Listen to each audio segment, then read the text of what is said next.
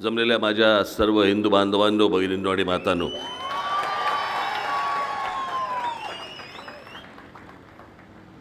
माफ करा, मला ही सभा दुपारची लावावी लागली. कारण एक तर अगोदर वेळ कमी मिळाला या सगळ्या प्रचार करण्यासाठी.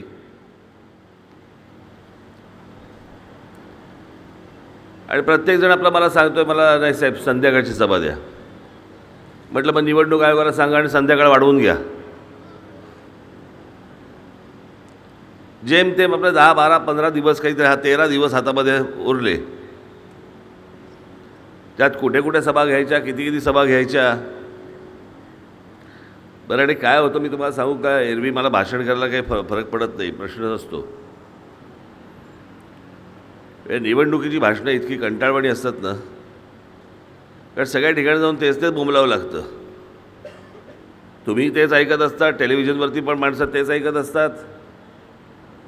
कधी कधी वाटतं, मला असं वाटतं निवडणुका झाल्या की लोक पण भाषण बोलू शकतात, इतकं पाठ होत असेल ते. मी आपला प्रयत्न करतो वेगवेगळे विषय तुमच्यासमोर आणण्याचा. ज्या ज्या ठिकाणी जातो त्या तिथे तर विषय असतातच. बरं, महाराष्ट्रात काही विषयांची कमतरता नाही.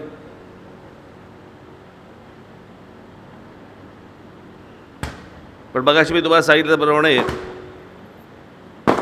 ही दुपारची सभा लावल्याबद्दल जरा मी दिलगिरी व्यक्त करतो. उन्हात तुम्हाला सगळ्यांना यावं लागलं, बसावं लागलं. हे 23 तारखेसाठी ठेव म्हणा.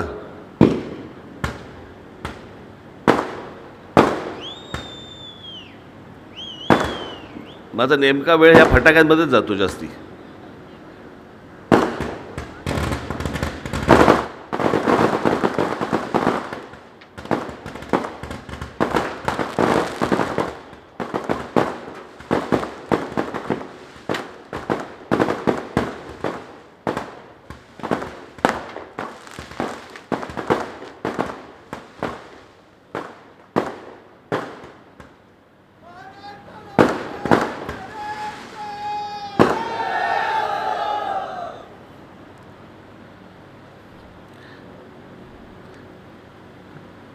पूर्वी सर बरं होतं, एक लावला की एकच फुटायचा.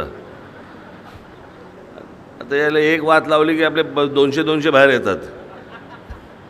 फटाके आहेत का लोकसंख्या तेच कळत नाही.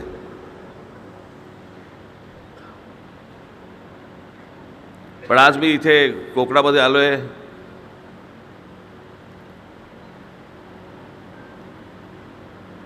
कधीही या कोकणामध्ये आलं की हे कोकण भुरळच घालतं.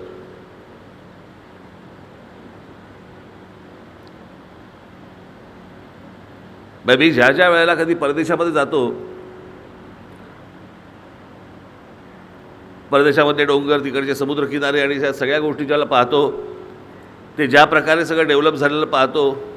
आणि प्रत्येक वेळेला एक मनात असं एक काय म्हणू त्याला आपण, एक खंत, दुःख, की अरे हे तर सगळं परमेश्वराने आम्हाला दिलं आहे, मग आमच्याकडे काय नाही होते. जगात प्रत्येक ठिकाणी जर होऊ शकतो, खरं तर भाग्यवान आहात तुम्ही. या असल्या प्रदेशामध्ये तुम्ही जन्माला आलात, याबद्दल तुम्ही खरंच तर भाग्यवान आहात. पण एकाच बाबतीत दुर्भाग्य, तुमचं दुर्भाग्य आहे की चुकीची माणसं निवडून दिली आजपर्यंत, ज्यांनी स्वतः काही केलं नाही, आपापली खळगी भरत आले, मोठे झाले, यांची अनेक फार्म हाऊसेस झाली, पण या भागात म्हणून काही आलं नाही. मी आता सहज कोणाला तरी मी विचारत होतो, म्हटलं काय रे, म्हटलं तिथले मूळ काय प्रश्न आहेत. म्हणे मला इथे म्हणे काही उद्योगधंदे आणि काही नसल्यामुळे अनेक तरुण म्हणे, अनेक तरुणी मुंबई आणि पुण्याकडे निघून जातात म्हणे. अरे मराठवाड्यात गेलो तरी हेच, विदर्भात गेलो तरी हेच, सगळ्या ठिकाणी ऐकतोय हेच, की आमच्याकडे उद्योगधंदे आणि बाकीच्या सगळ्या गोष्टी नसल्यामुळे आमच्याकडचे तरुण आणि तरुणी मुंबई पुण्याकडे निघून जातात, शिक्षणासाठी जातात, नोकऱ्यांसाठी जातात. आणि मुंबई पुण्याचे तरुण, तिकडचे तरुणी तिकडे काही मिळत नसल्यामुळे परदेशी निघून जातात. मला कळतच नाही. मला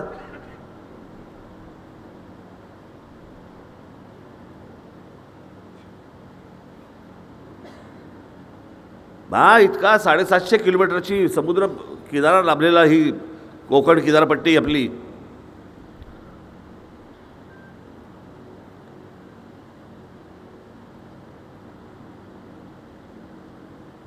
शिवछत्रपतींच्या पदस्पर्शाने पावन झालेली भूमी. आणि आम्ही काय करून ठेवलं त्याचं? काही आमच्याकडे येत नाही, काही कोणी काय करत नाही. आमच्याकडे काय येतात तर आमच्याकडे पॉवर प्रोजेक्ट येतात, आमच्याकडे रिफायनरीज येतात. पण जे परमेश्वराने वाढून ठेवलं आपल्या हातामध्ये, काय ग बाळा राजकाका, एकदाच काय ते आता होऊनच जाऊन दे बरं. एकदाच काय ते आता होऊनच जाऊ देत. मुख्यमंत्री वा बरं, पहिला हातात तर द्या आमच्या. बस बस बाळा.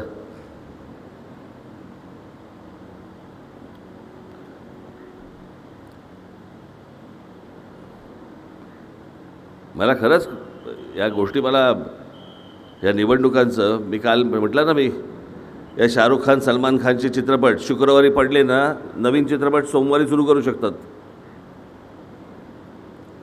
पण या निवडणुका, हे राजकारण असं आहे, दर 5 वर्षांनी परत निवडणुका येतात. तोपर्यंत मध्ये काही नाही. तुमच्या आयुष्यातली, आमच्या आयुष्यातली प्रत्येक वेळेला 5-5 वर्ष निघून जाणार.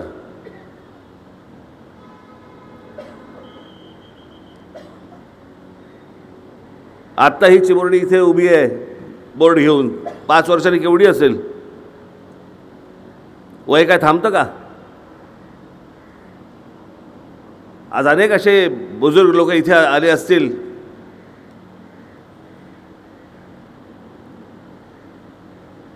चाळीशीचे, 50शीचे, 60चे अनेक जण असतील इथे. किती वर्ष आपण त्याच विषयांवरती निवडणुका लढवणार आहोत? प्रत्येक जण येऊन तुम्हाला सांगतो, मी इथे आलो तर मी इथे तुम्हाला रोजगार आणीन. कसा आणशील?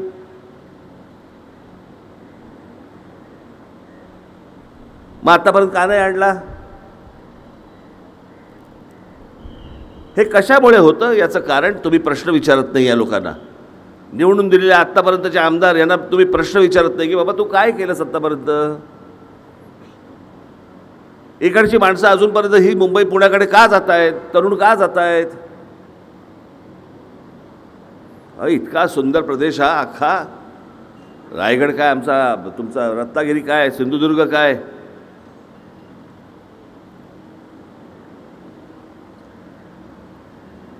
नुसतं टुरिझमवरती हे 3 जिल्हे अख्खा महाराष्ट्र पोचू शकतात. अख्खा महाराष्ट्र. कधी जा केरळामध्ये, कोणते प्रकल्प आले, कुठचे ऑइल रिफायनरी झाल्या. अख्खं राज्य हे पर्यटनावरती सुरू आहे. लांब कशाला जाता, बाजूला गोव्यात जाणं.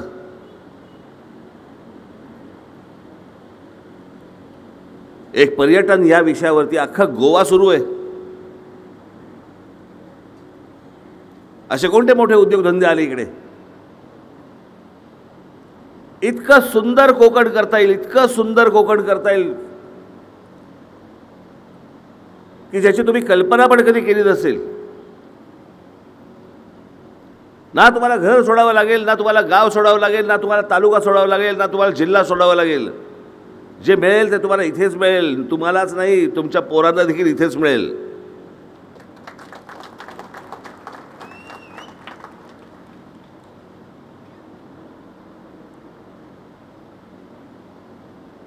पण आतापर्यंत का झालं नाही याचं कारण तुम्ही त्याच लोकांना, त्याच पक्षांना निवडून दिलं.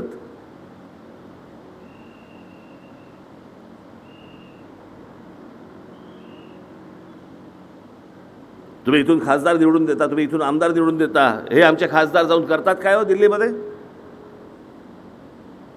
कोणते प्रश्न मांडतात?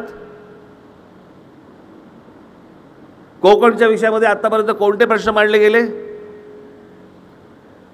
कोकणच्या पर्यटनाच्या विषयामध्ये कोणते प्रश्न मांडले गेले? अहो, पर्यटन म्हणजे काय असतं एकदा तुम्ही जरा ना, तुम्हाला आता माहिती असेल. आता एक टेलिव्हिजनवरती माहिती आहे तुम्हाला एक सिरीज यायची, आणि हो म्हटलं ना त्याच्यात लाजण्यासारखं काही नाही आहे. एक बेवॉच नावाची सिरीज यायची, माहिती आहे तुम्हाला?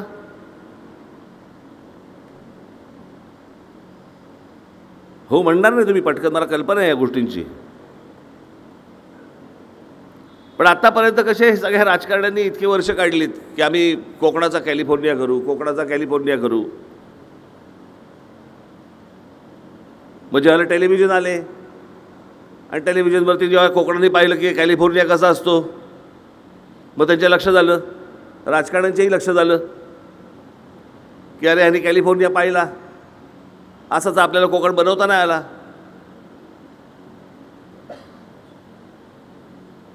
पण ही गोष्ट सहज शक्य आहे. आमच्याकडे इथे चांगली हॉटेल्स येत नाहीत. त्या हॉटेलमध्ये, त्या रिसॉर्ट्समध्ये लागणारी, ज्याला आपण इंग्लिश स्पीकिंग आपली काही मुलं त्याचे इन्स्टिट्यूट्स काढायला लागतात, काही नाही आपल्याकडे. कोणाला काही देणं घेणंच नाही आहे. कारण काहीही न करता जर समजा तुम्ही मतदान करत असाल तर करायला कशाला पाहिजे? काय आवश्यकता आहे?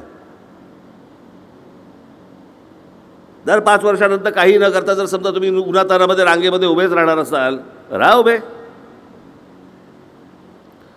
पिढ्यांच्या पिढ्या बर्बाद करून टाका या सगळ्या लोकांच्या समोर.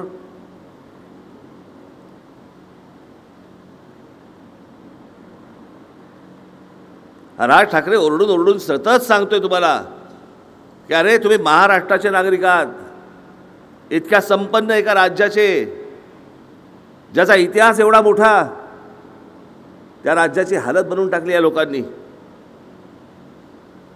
एक स्वाभिमानी कडाच मोडून टाकला या राज्याचा.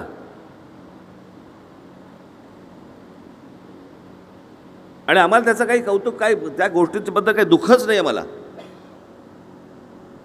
आणि तुम्ही असे वागता म्हणून हे राजकारणी असे वागतात.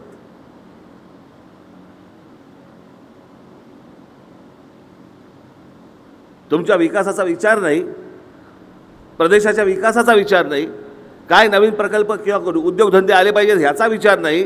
गुंतलेत कशात?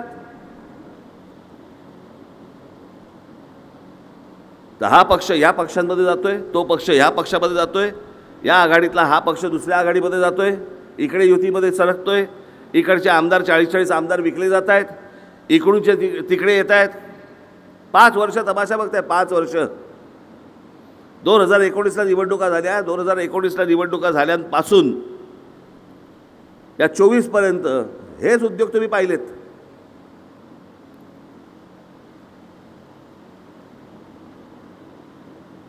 आणि हे सगळं तुम्ही जे पाहता ते सगळं तुम्ही हसण्यावारी देता. अरे तुला कळलं की नाही, तो विकला गेला. तो आमदारासाठी आपण नव्हतो का, आपण मतदानाला गेलो होतो आपण, तो अरे तो गेला, तो करोड रुपये घेतल्याने विकला गेला. आम्ही हसतोय, आम्ही मजा करतोय. मी काल म्हटलं ना की सगळे टोकदार प्रश्न आम्हाला विचारणार, पण हे आमचे पत्रकार बाकीच्यांना नाही विचारणार. यांची धारच बोथट झालेली आहे. हे पत्रकार काही वर्तमानपत्रामध्ये त्यांच्या विरोधात काही लिहिणार नाहीत, काही नाही करणार. समोर आले की हॅ हॅ हो करणार, संपला यांचा विषय.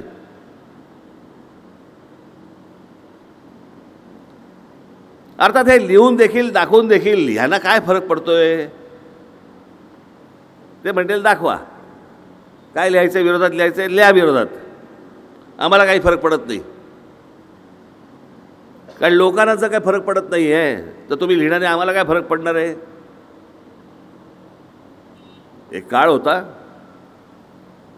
ज्याला पत्रकारांना, संपादकांना, राजकारणातले लोक घाबरायचे की बाबा माझ्याबद्दल लिहू नकोस, जरा देखील वाईट लिहू नकोस. एक भीती असायची त्यांच्या मनामध्ये. आता काही नाही, कोणाबद्दल कसली भीतीच नाही उरली. तुमच्याबद्दल नाही भीती उरली, पत्रकारांबद्दल काय भीती उरणार आहे?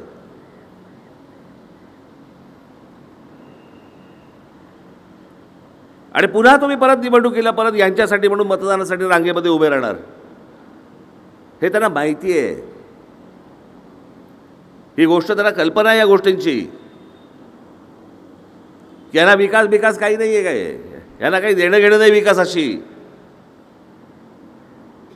जेवढा समाज यांना निर्बुद्ध ठेवता येईल म्हणजे असाच ठेवता येईल काय बाबा, त्याला काही कल्पना नाही, माहिती नाही, काही नाही, त्याच्यापर्यंत कुठची गोष्ट जात नाही, त्याला काही वाटेत असत. म्हणजे मला तर कधी कधी कळत नाही माणसं जिवंत आहेत का पुतळे आहेत.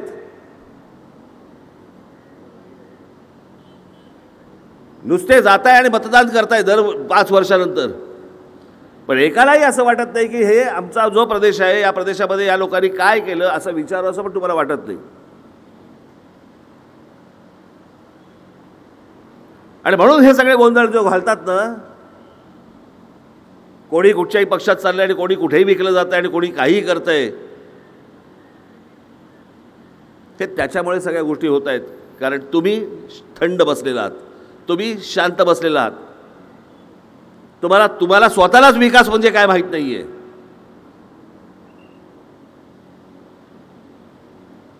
तुमचे आजोबा, तुमचे वडील, तुम्ही त्याच गोष्टी ऐकत या लोकांना मतदान करत आलात. विकासाच्या व्याख्याच नाही माहिती तुम्हाला. या निवडणुका होऊन जाऊन देत, मी येणार आहे परत कोकणामध्ये आणि तुम्हाला विकास नावाची गोष्ट काय असते ना, जी जगभर झालेली आहे ना, ते मी तुम्हाला दाखवणार आहे काय असतं विकास म्हणजे काय असतो तो.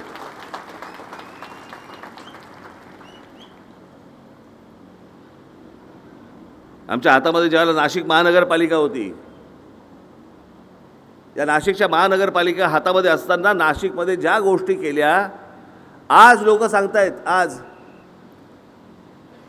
की नाही जरा आमचं चुकलंच, जरा आमची मागच्या वेळेला आम्ही तुम्हाला मतदान करायला पाहिजे होतं. कारण तुम्ही जे काम नाशिकमध्ये करून ठेवलं ते ना त्याच्या अगोदर इतकी वर्ष झालं ना त्याच्यानंतर झालं.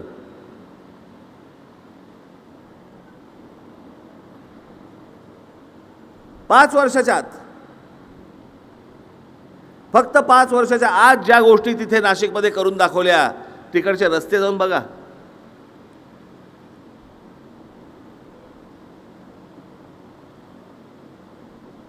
आता वाट लागली असेल त्याची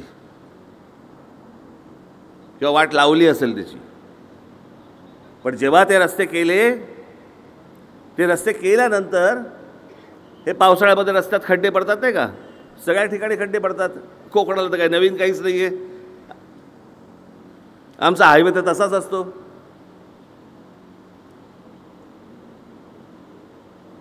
आमचा कोकणचा रस्ता 17-18 वर्ष झाली चालूच आहे, बनतोच आहे. आम्हाला काही वाटत नाही त्याचं, आम्हाला राग येत नाही, आम्हाला चीड येत नाही, आम्हाला काहीच वाटत नाही त्या गोष्टींचं. खड्ड्यातनं जायचं आहे खड्ड्यातनं जाऊ, दरीतनं जायचं आहे दरीतनं जाऊ, पुढे समुद्र आहे समुद्राच्या खालून जाऊ, आम्हाला काही वाटत असंच झालेलं आहे.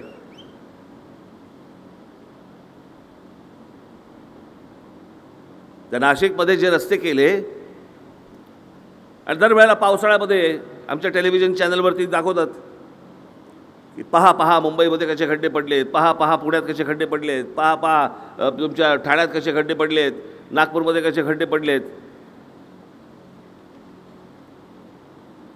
माझ्यावर विश्वास बसत नसेल, एकदा नाशिकला जा आणि तिथल्या पत्रकारांना भेटा आणि बोला त्यांच्याशी. तसेच आहेत ना या पत्रकारांनी सांगितलं, तिकडे त्यांना सांगायचे चॅनलच्या हेड आणि सगळेजण की अरे नाशिकमधल्या खड्ड्याचे तुम्ही फुटेज पाठवा आम्हाला. पत्रकार सांगायचे इथे नाशिकमध्ये रस्त्यात खड्डे नाही आहेत, कोणतं फुटेज पाठवू. ते म्हणतात की असं असू शकत नाही, मुंबईमध्ये खड्डे आहेत, पुण्यामध्ये खड्डे आहेत, ठाण्यामध्ये खड्डे आहेत, नाशिकमध्ये खड्डे कसे नाहीत. ते बोले नाही आहेत तर काय करू.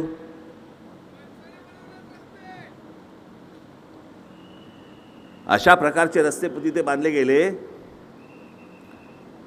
ज्या वेळेला ही कंत्राटं दिली गेली ना, रस्त्यांची कंत्राटं दिली गेली, त्यावेळेला आयुक्ताच्या समोर या कंत्राटदारांना बोलवलं होतं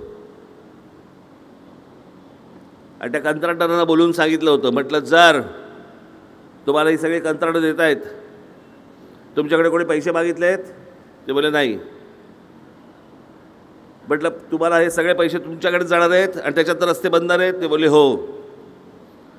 म्हटलं हे सगळे तुम्हाला रस्ते बांधायची कंत्राटं दिल्यानंतर जर मला रस्त्यामध्ये खड्डा दिसला, त्या खड्ड्यात उभा करून मारीन.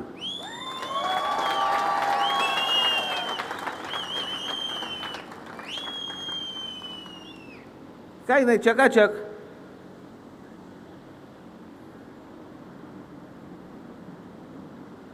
मी मध्यंतरी या कोकणाच्या रस्त्यांबद्दल मी आमच्या नितीन गडकरींना फोन केला. म्हटलं, हो नितीनजी, म्हटलं इतकी वर्ष झाली, म्हटलं हा आमचा कोकणाचा रस्ता होत नाही आहे, ट्रॅफिक जाम होतो आहे म्हटलं तिथे. अनेक म्हटलं तिथे महिला असतात, गरोदर महिला असतात, लहान मुलं असतात, म्हटलं हे सगळे प्रवास करत असतात, त्याच्यामध्ये ट्रॅफिक जाम होतो, त्याच्यामध्ये म्हटलं गाड्या तुटतात.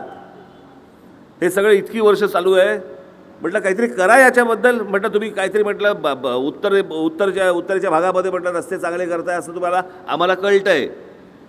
तुम्ही महाराष्ट्रातले, म्हटलं तुम्ही महाराष्ट्रामधला एक आमचा कोकणाचा रस्ता चांगला नाही करू शकत. आणि म्हटलं एवढे सगळे इतकी वर्ष लागतात कसे काय.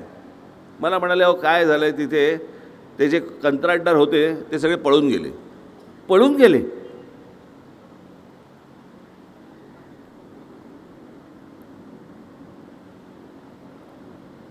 इकडच्या लोकांनी दिलेली असणार ती सगळी कामं, कंत्राटा दिलेली असणार, त्या कंत्राटामध्ये सगळे टक्के वाढवून घेतलेले असणार, कंत्राटदाराकडे उरलेले असणार पैसे. अनेक कारणं असेल त्याला, पण रस्ता झाला नाही हे तर सत्य आहे. असं जगात कुठेही होत नाही, हो कुठेही होत नाही. असं महाराष्ट्रातही होत नाही, आमच्या फक्त कोकणात होतं. कारण आमचा कसा आहे, कोकणी माणूस आमचा सोशिक आहे, साधा आहे, भोळा आहे, कोणाला काही प्रश्न विचारत नाही, रागावत नाही, चिडत नाही, काही करत नाही. रस्ता बनला, नाही बनला.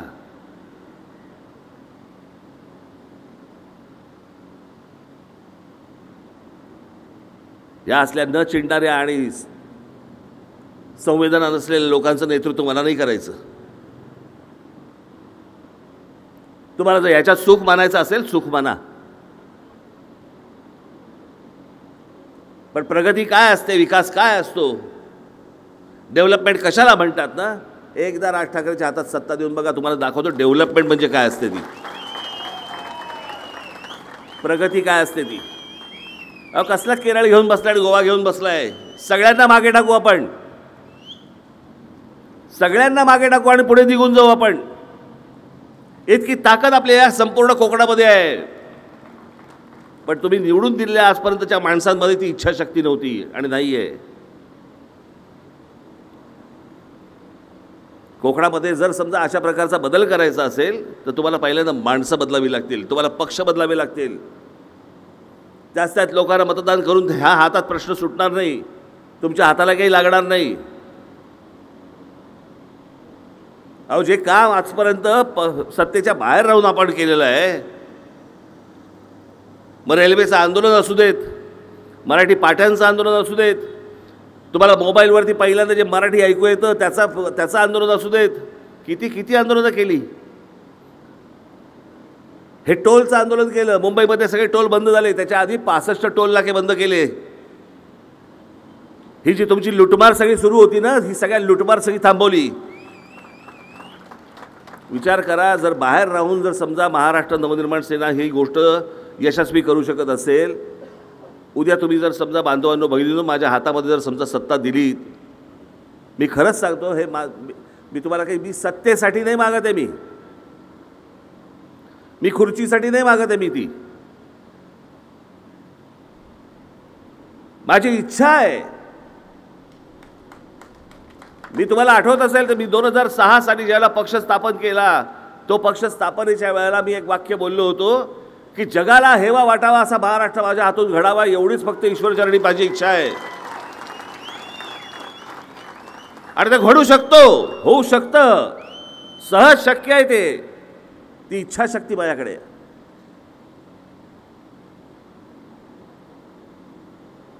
ज्यांना आजपर्यंत मतदान करत आला त्या सर्वांना नाकारा.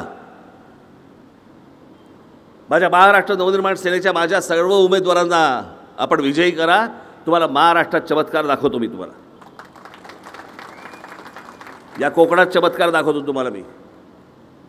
अनेक लोक येऊ इच्छितात तुमच्याकडे. मी कालच त्या वरळीमध्ये गेलो होतो, तिथे माझी सभा झाली, वरळी कोळीवाड्यामध्ये. तिथे वरळीचा किल्ला आहे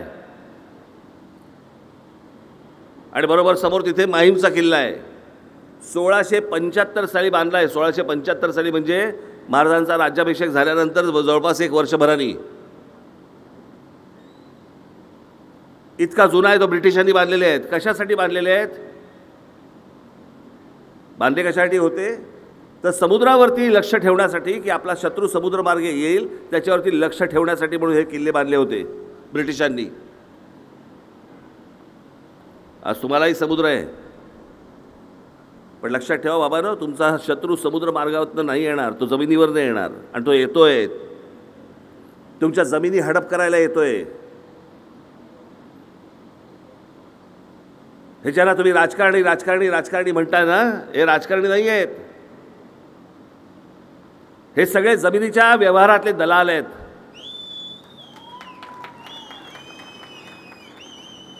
तुमच्या पायाखालनं जमीन एकदा काढून घेतली की झाले मोकळे. तुम्ही तरी काय करू शकता? हे फक्त जमिनी घेण्यासाठी म्हणून तुमच्याकडे येतात. इतर माणसं लावतात, आपलीच माणसं लावतात. आणि आपली माणसं येऊन एकेकाला हेरून बरोबर त्या जमिनीत येतात आणि पट्टेच्या पट्टे. बघा ना, आता तो मागे कुठचा प्रकल्प इथे येणार होता ते त्याच्या नाणार. मग नाणारला विरोध झाला, मग नाणार बंद झालं. मग काय काढलं? तर बारसूला आपण करू म्हणे. मी काय बोलतोय थोडं बारकाईने लक्ष द्या. नाणार गेलं आणि बारसूचा प्रस्ताव आला. बारसूचा काय प्रस्ताव आला? की बारसूला 5000 एकर जमीन आहे. कोणी घेतली होती? कधी घेतली होती? सरकारने घेतलेली तर नव्हती. मग ही 5000 एकर जमीन आली कुठून?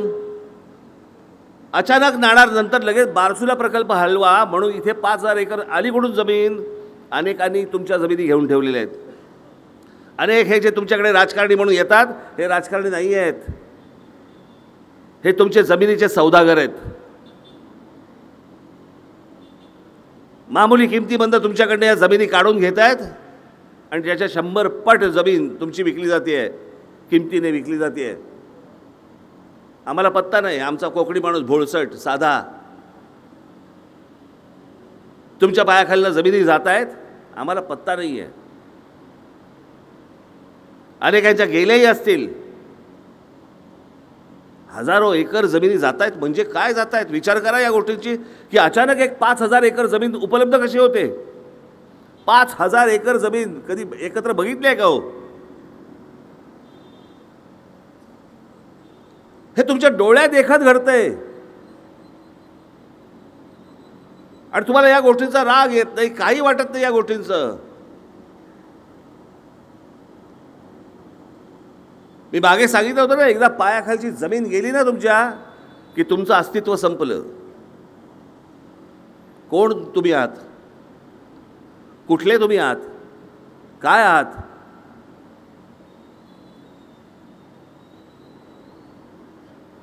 मी अनेकदा सांगतो की जगामध्ये जी युद्ध झाली ना, ज्याला आपण इतिहास म्हणतो ना, तो इतिहास हा भूगोलात नाही.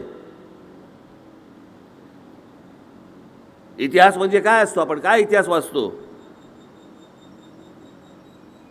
हिटलरने काय केलं? तर भूप्रदेश त्यांनी पादाक्रांत केला, संपादन केला, मिळवला, जिंकला.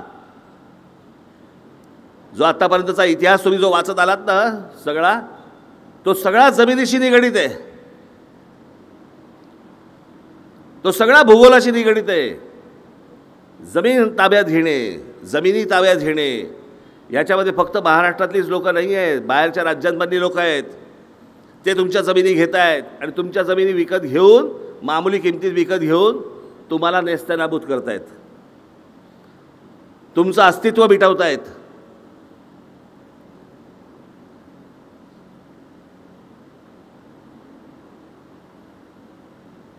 इतकं कसं रे तुम्ही बोळसटपणाने या सगळ्या गोष्टींकडे बघू शकता?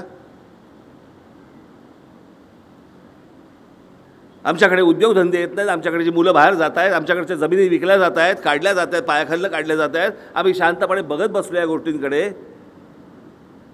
आणि दुर्दैव हे की ज्यांना तुम्ही आजपर्यंत निवडून दिलत,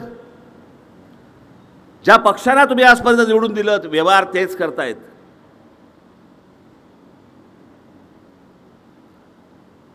तुमचं अस्तित्व मिटवणारे त्यांच्यासाठी रांगेमध्ये उन्हातानामध्ये परत उभे राहणार तुम्ही मतदान करायला. तुमचं तुम्हालाच समजलं पाहिजे.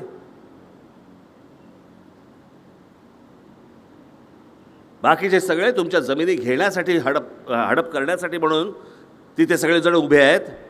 आणि हा राज ठाकरे सांगतोय तुमच्या जमिनीवरती मी तुम्हाला उत्कर्ष करून दाखवतो, तुम्हाला प्रगती आणून दाखवतो आणि खरंच आणून दाखवतो.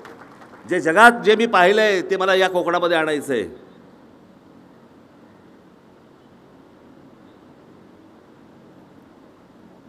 आपल्याकडे घासून पुसून झालेला एक सुजलाम सुफलाम असा एक शब्द आहे.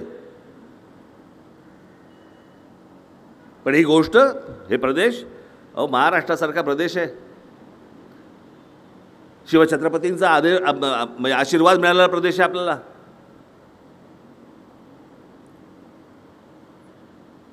हा माणूस काय बघत होता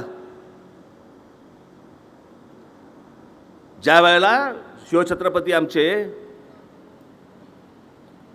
आग्र्याहून सुटून जेव्हा इथे आले परत, त्याच्यानंतर औरंगजेब, बादशाह औरंगजेब हा त्याची सगळी गादी वगैरे सगळं सोडून सगळं अख्खं कायमचा महाराष्ट्रामध्ये आला. 27 वर्ष महाराष्ट्रामध्ये होता, 27 वर्ष, आणि इथे मेला.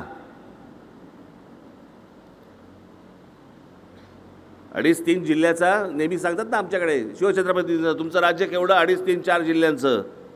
पण 4 जिल्ह्यांचं होतं तर औरंगजेब आला कशाला इथे? सोडून द्यायचं होतं. पण तो औरंगजेब, बादशाह औरंगजेब इथे आला, 27 वर्ष इथे राहिला. संभाजीराजांशी लढला, संताजी धनानींशी लढला, राजाराम महाराजांशी लढला, आणि त्याच्यानंतर 27 वर्ष इथे राहिल्यानंतर इथे मेला.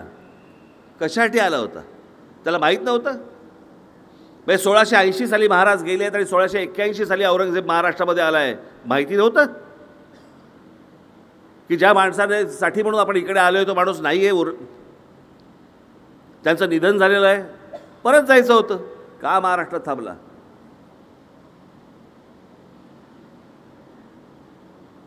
तो नुसता शिवाजी शहाजी भोसले या माणसाला मारायला नव्हता आला.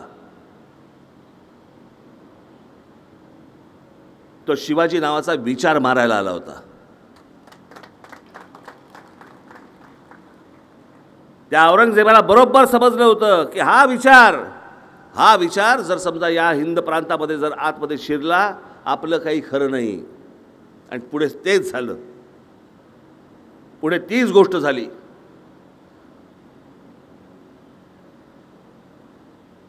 पुढे पेशव्यांनी, ज्याला मराठा साम्राज्य म्हणतो, हे अटके पार दिलं. या देशावरती, या संपूर्ण हिंद प्रांतावरती राज्य केलं. तो राज्य करतानाचा जो मंत्र होता ना, तो 3 अक्षरात होता. त्या मंत्राचं नाव होतं शिवाजी. अशी परंपरा लाभलेला आमचा महाराष्ट्र नेभडटपणे बसलाय, शांतपणे बसलाय. आमच्याकडचे लोक वाटेल तसे वागतायत, आमच्याकडचे राज्यकर्ते आणि राजकारणी कसेही वागतायत, आणि तुम्ही नुसते शांतपणे यांच्याकडे बघत बसलायत. तुम्ही जोपर्यंत यांच्यात बदल करत नाही तोपर्यंत कोकणात बदल होणार नाही. आणि म्हणून तुम्हाला एक विनंती करण्यासाठी म्हणून मी आज इथे आलो की येणाऱ्या 20 तारखेला ही संधी तुम्हाला आलेली आहे. त्याच्यानंतर परत 5 वर्ष तुमच्या आयुष्यातली गेली. 5 वर्ष परत काही नाही होणार. आणि ज्या लोकांनी अख्खा सगळा राजकीय गोंधळ घालून ठेवला गेल्या 5 वर्षामध्ये, त्या सगळ्या लोकांना असं वाटणार की आम्ही जे केलं ते बरोबर केलं, आम्ही जे विकले गेलो ते बरोबर विकले गेलो, आम्ही जे पक्ष फोडून इथे तिथे गेलो किंवा आम्ही पक्ष घेऊनच दुसरीकडे गेलो, आम्ही बरोबर केलं. ह्यांचा समज जोपर्यंत तुम्ही चिडून भडकून जोपर्यंत दूर करत नाही तोपर्यंत हे विकासाची स्वप्न विसरून जा. आणि म्हणून मला आपल्याला आज एवढंच फक्त सांगण्यासाठी इथे आलो आहे. येत्या 20 तारखेला ही संधी तुम्हाला आलेली आहे. तुमचे जे कोणी मित्रपरिवारातले लोक असतील, जे कोण तुमचे नातेवाईक असतील, जे इथे कोकणात राहत असतील, मुंबईत राहत असतील, कुठेही राहत असतील, जिथे जिथे आता तुम्ही जाल तिथे तिथे या गोष्टींचा तुम्ही विचार करणं आणि प्रचार करणं गरजेचं आहे की ही 20 तारीख अत्यंत महत्त्वाची आहे. या 20 तारखेला जर या महाराष्ट्रात बदल झाला नाही, महाराष्ट्र बर्बाद झाला म्हणून समजा. आणि म्हणून बांधवांनो भगिनींनो, मी आता आपल्याला फक्त एक आवाहन करण्यासाठी इथे उभा आहे. येत्या 20 तारखेला जे मतदान होणार आहे त्या मतदानामध्ये माझे जे शिलेदार आहेत, प्रमोद गांधी, संतोष अबगुल आणि फैजल पोपेरे, या 3 आता इथे 3 आहेत. पण माझी महाराष्ट्राला विनंती आहे की जिथे जिथे म्हणून महाराष्ट्र नवनिर्माण सेनेचे जिथे उमेदवार उभे असतील त्या सर्व उमेदवारांना येत्या 20 तारखेला आपण रेल्वे इंजिन या निशाणीवरती आपण बटन दाबून या सर्वांना प्रचंड मतांनी आपण विजयी करावं असं एक आवाहन करतो आणि आपण सर्वांची मी रजा घेतो. धन्यवाद. जय हिंद, जय महाराष्ट्र.